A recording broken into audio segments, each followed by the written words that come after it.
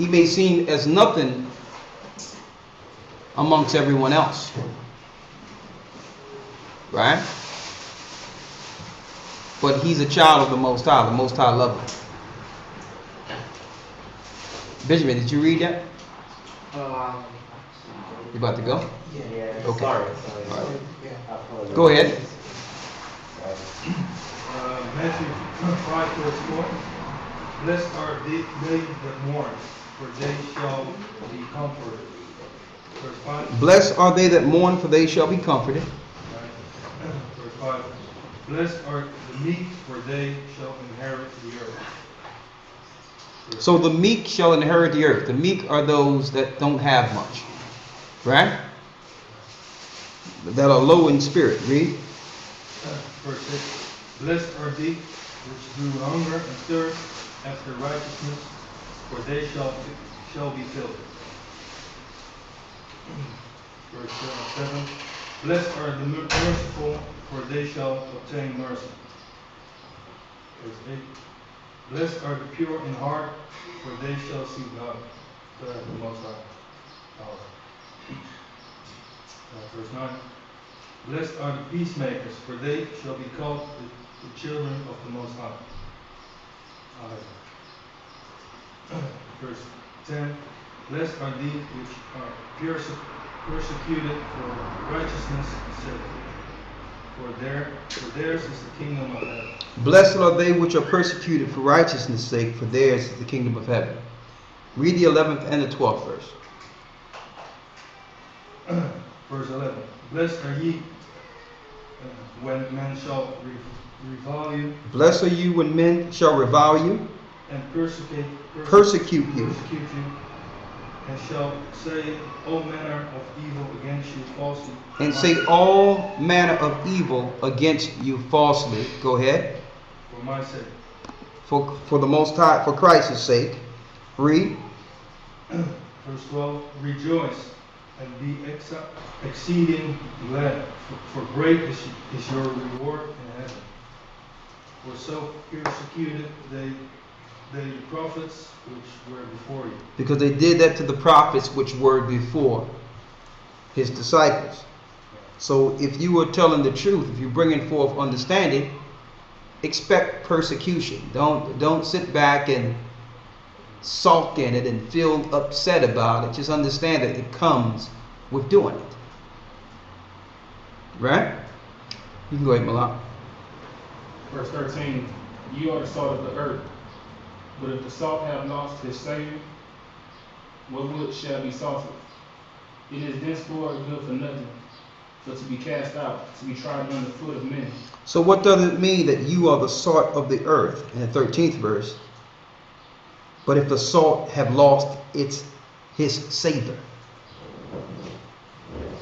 What does it mean by that? What good is salt? What is salt used for? Flavor. Exactly. So he told us that we're the salt of the earth. But if the salt have lost its savor, what good is it? Like an example I can give you is, would you put salt on your food if it didn't season your food? Yeah. You would put it on there anyway. Yeah. Why? Because it need that flavor. But suppose salt didn't taste like salt. Suppose you put it on there and it was nothing. Yeah. Would you put it on there if it didn't flavor your food? Nah. No. Mm-hmm. So what the Most High is saying is our people are the salt of the earth. We're the flavor of the whole earth. We make this earth worth being in. We're the flavor. I mean, you take us out of the equation and you got Russia. Okay? And ain't nothing happening there. So the whole, what the Christ is showing you here is, okay, you are the salt of the earth.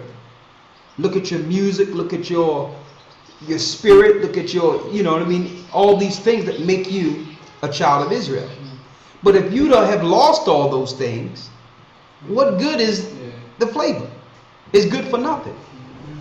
That means you're not useful if you're not being used for what the Most High made you to do.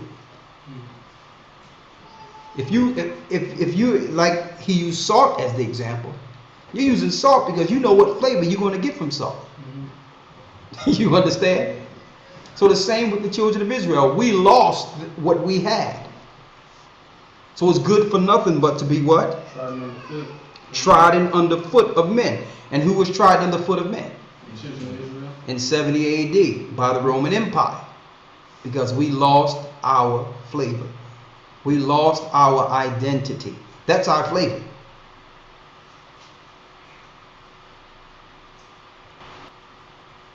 And I want to put this up there real quick because you have to realize we've been saying for a long time, I'm talking about easily 2 decades who the children of Israel are. Easily. And when we first started talking about this, you had those out there totally laughing at it, mocking it, and ignoring it as some type of robe or fringe so-called religion that would pass. Right? Now we get to a point where they can't shut it up. The whole earth is finding out at once and they're trying to stomp it out.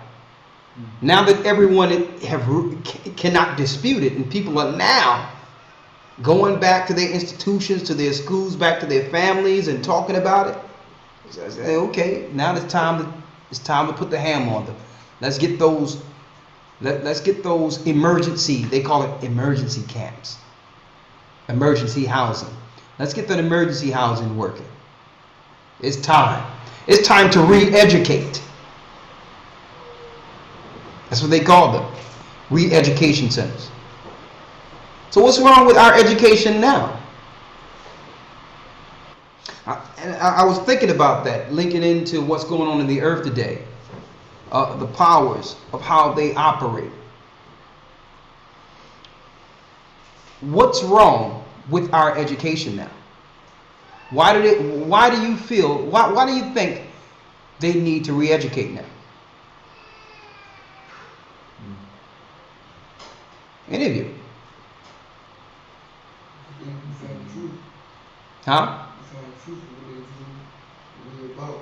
We found the truth. It's time for re-education.